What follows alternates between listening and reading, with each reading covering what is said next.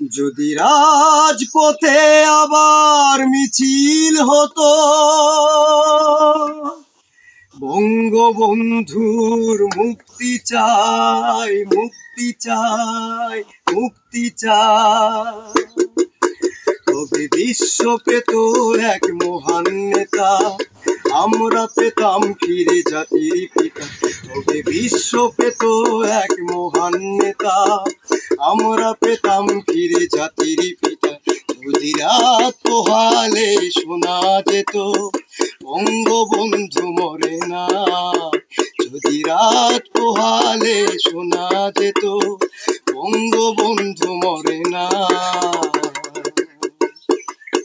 যে মানুষ ভীরু কাপুরুষের মতো করেনি তো কখনো মাথা নত, যে মানুষ ভীরু কাপুরুষের মতো করেনি তো কখনো মাথা নত, এনেছিল হায়নার ছবল থেকে আমাদের প্রিয় স্বাধীনতা, স্বাধীনতা, স্বাধীনতা। তবে বিশ্ব পেত এক মহান নেতা, আমরা পেতাম ফিরে জাতির পিতা। তবে বিশ্ব পেত এক মহান নেতা, আমরা পেতাম ফিরে জাতির। নেই বাদ্যযন্ত্র, খালি গলায় গান গেয়ে চলে সংসার। ছোটবেলা থেকে গানের প্রতি আগ্রহ তার। বয়স যখন 10 তখন থেকেই তিনি বগুড়া জেলার বিভিন্ন হাটবাজারে খালি গলায় গান গেয়ে থাকেন। কোনো বাদ্যযন্ত্র নেই তার, তবে গাবলা দিয়ে এক ধরনের বাজনা বাজিয়ে গান শোনান। এছাড়া মুখে শীষ দিয়ে বাঁশির সুর তোলেন তিনি। হাটবাজারে গান গেয়ে যে টাকা পান তা দিয়ে চলে সংসার। টাকার অভাবে তবলা বা ঢোল ও একতারা কিনতে পারেনি তিনি। এশিয়ান টিভিতে প্রচারিত ম্যাগাজিন অনুষ্ঠানে গান গাওয়ার ইচ্ছা তার। বলেছিলে গো ভালোবাসি গো, আজ কেন গো এমন হলো? বলেছিলে গো ভালোবাসি গো, আজ কেন গো এমন হলো? এমন হলো, এমন হলো। বলবো না গো আর কোনদিন ভালোবাসো তুমি মোরে, বলবো না গো আর কোনদিন ভালোবাসো তুমি মোরে। এতক্ষণে যার কথা বলছিলাম বগুড়া শিবগঞ্জ উপজেলার মাঝিহট্ট গ্রামের জয়নাল আবেদিনের ছেলে মোহাম্মদ মিজানুর রহমানের কথা। জন্ম থেকে অন্ধ হওয়ায় কোনো কাজ করতে পারে না তিনি, তাই গানকেই জীবিকা হিসেবে বেছে নিয়েছেন তিনি। হাটবাজারে কোনো বাদ্যযন্ত্র ছাড়াই তার গলায় সুর ও গান মুগ্ধ করে লোকজনকে। যদি না করিতাম রে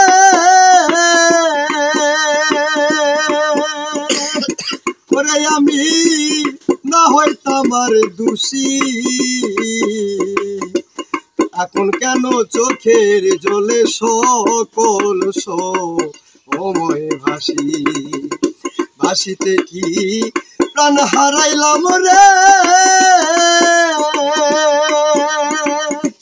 ওরে আমার অকুল সায়রে রে, আমি আপন কইয়া সব দিছি তোমারে আমার বন্ধু রে, আপন কইয়া সব দিছি তোমারে। এই প্রতিভাকে পুঁজি করেই তিনি সংসার চালাচ্ছেন। মিজানুর রহমান বলেন, আমার গান শুনে মানুষ খুশি হয়ে 10-20 টাকা দেন, এতে আমার সংসার চলে। আমি গান বাজনা আমি ছোটবেলা থেকেই এইভাবে গান বাজনা করি। আমি গান বাজনা মূলত কথা ছোটবেলা থেকে হকার ক্যানভাসারের সাথে গান বাজনা করতে করতে আমার দিন আমার সংসার চালায়। তো ইদানিং বেশ কিছুদিন থেকে আমার গান বাজনা আগের মতো আর চলে না। আমার এই ছেলে মেয়ে আমার স্ত্রীকে নিয়ে আমি খুব কষ্টে দিন যাপন করছি। তো আমি আসলে এখন বেশিরভাগ গরমের কারণে আগের মতো মানুষ গান বাজনা শোনেও না। আকুল আবেদন আমার এই যে এশিয়ান টিভিতে যে প্রতিনিয়ত একটা প্রোগ্রাম হয়, এই এশিয়ান টিভির চেয়ারম্যান তার কাছে আমার একটা আকুল আবেদন, আমি যদি এই প্রোগ্রামে যদি অংশগ্রহণ করতে পারতাম, এই যে রাতের প্রোগ্রামে, তাহলে আমার নিজেকে আমি ধন্য মনে করতাম। আর মাননীয় প্রধানমন্ত্রীর কাছে আমার একটা আকুল আবেদন, সে যদি আমাদের দিকে একটু সুনজরে তাকাইতেন, তাহলে হয়তো আমরা ছেলে মেয়েকে নিয়ে আমি সুখে বাদবাকি দিন আমি জীবনযাপন করতে পারতাম। তিনি আরো বলেন, আমার এক ছেলে ও এক মেয়ে সন্তান রয়েছে। বর্তমানে সংসারের আমার স্ত্রী ও 2 সন্তান। রাস্তাঘাটে ও বিভিন্ন হাটবাজারে গান গেয়ে দৈনিক 3 থেকে 400 টাকা আয় হয়। আমার স্ত্রী দিন মজুর দিয়ে যা আয় করেন তাতে করে কোনো মতো সংসার চলে। যদি সরকারের কোনো সহযোগিতা পেতাম তাহলে অন্তত তবলা বা ঢোল ও একতারা কিনতে পারতাম। টাকার অভাবে এসব কিনতে পারছি না।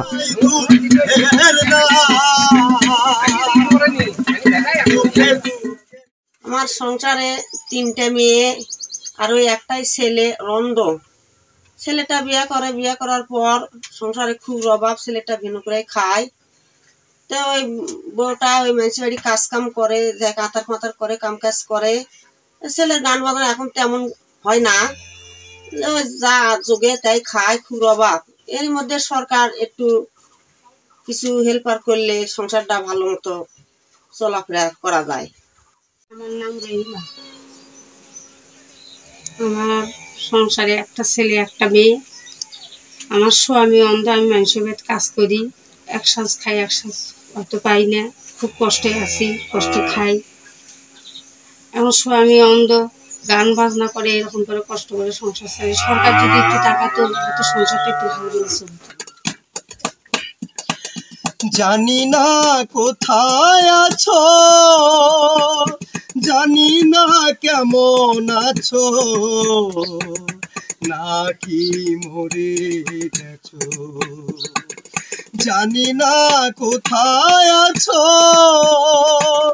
জানি না কেমন আছো,